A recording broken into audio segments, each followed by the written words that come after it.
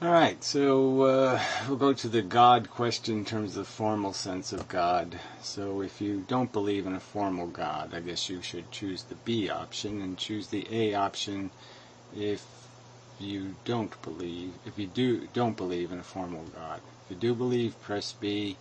Press A if you do believe in a standard human civilization style Jehovah kind of God. Yeah.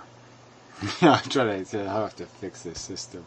Anyway, so yeah, the standard gods have all kinds of liabilities, and the obvious one is these are thousands of year old stories.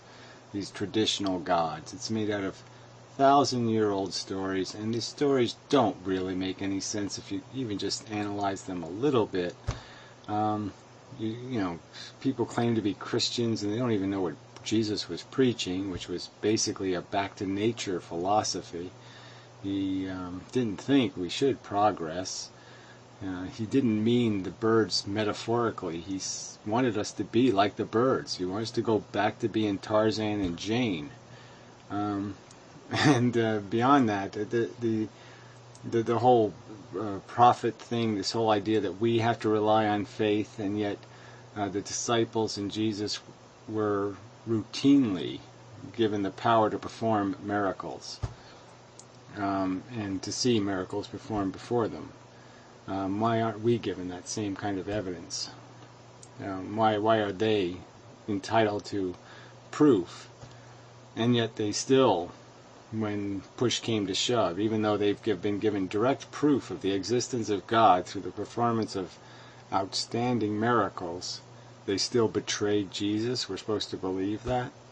We're supposed to believe that the Jews saw the Red Sea parted and Pharaoh destroyed by all kinds of plagues and all kinds of things, and yet just a few years later they all of a sudden can't figure out that God's God anymore? They want to go back to Pharaoh? Come on. They're stories. They're old,